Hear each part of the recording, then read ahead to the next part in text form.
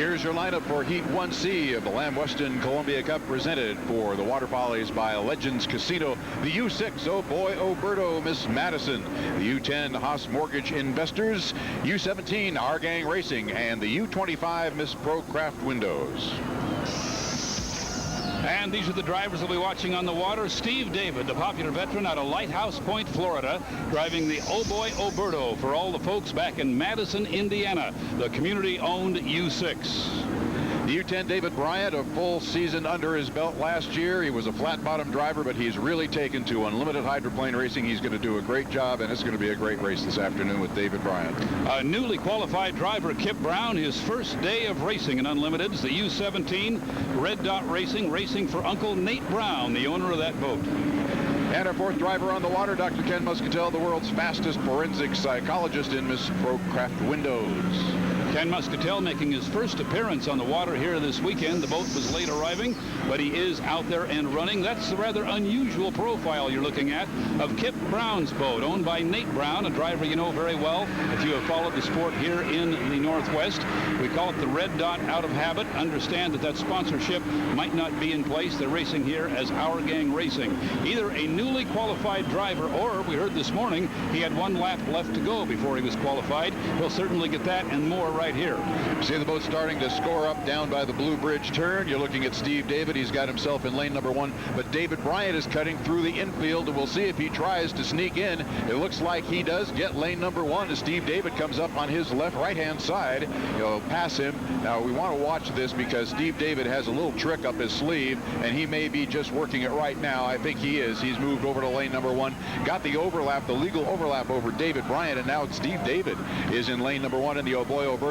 And David Bryant will come up next to him on the right-hand side in lane number 2. You're looking at Dr. Ken Muscatel, who's just come onto the backstretch. In just a minute, you will see Kip Brown. He will be on the outside, and he probably, as a rookie, will be starting a little bit behind the front line.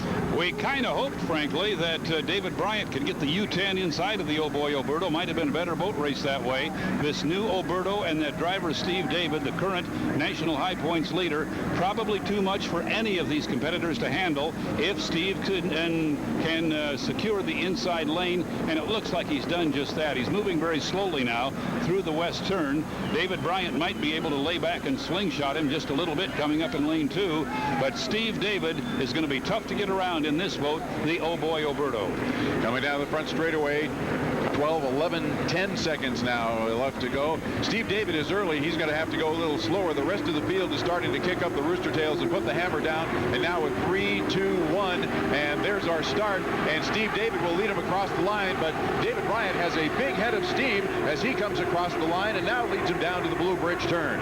David Bryant had boat speed on Steve David, but the Oberto accelerates very well, and you see him pull up now. It is a little bit of a lead for Bryant in the U10 into the turn, but Steve David will have the inside. There you see him halfway through the turn as they come out of it. You'll see the Oberto at the exit pin move up beside Bryant, but the U10 running very well on the back straightaway, and for now the leader is David Bryant, the flat bottom racer out of Phoenix, Arizona. But here comes Steve David in the Oh Boy Oberto. Look at that boat ride on the inside. Dead even halfway up the backstretch on this 2.5-mile race course on the Columbia River. Steve David now pulls out to just about a boat length lead as they come to the entrance pin of the western turn. Halfway through the turn already, you'll see Steve David turn left first, and right behind him is David Bryant coming off the turn as well, and Dr. Ken Muscatel in third behind them.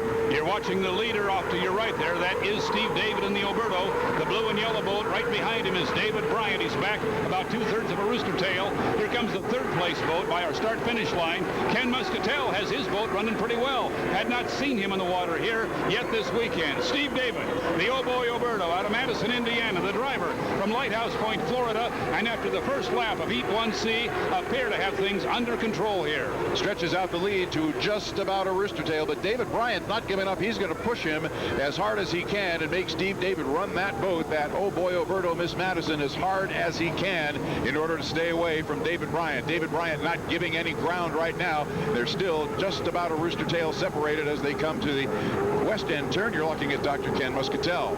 Ken Muscatel, we had not seen him on the water this weekend. Came off the trailer, went racing. The boat looks pretty good, albeit a distant third at this time. The two leaders, Steve David and the Oh Boy Oberto, we hear somebody doing a little compressor stalling as they come off that turn. There's a little bit of blue smoke behind the Oberto, but it does not appear to be slowing him down any as Steve David takes the white flag, 1 lap to go. End of lap 2, Steve David stretched it out to a full Rooster Tail Plus lead over David Bryant in the Haas Mortgage Investors. You're looking at Dr. Ken Muscatel flies the boat just a little bit as he moved in from about lane 7, which we only have 6 lanes. Oh, he hooked it. And he spun the boat out. Ken Muscatel has spun the boat out in the front straightaway.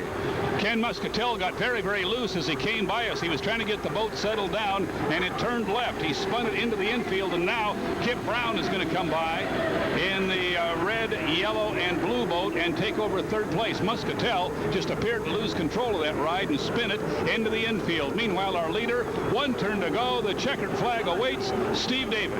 Steve David and the Oh Boy Oberto at the top of the west end turn.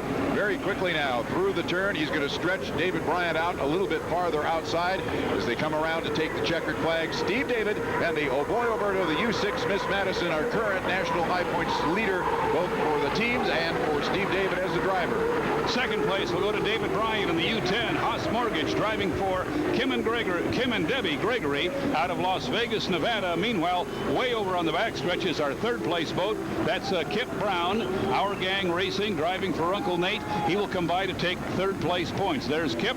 He'll finish third here in Heat 1C. Now let's go down to Scott Reister in the pits with the winning driver.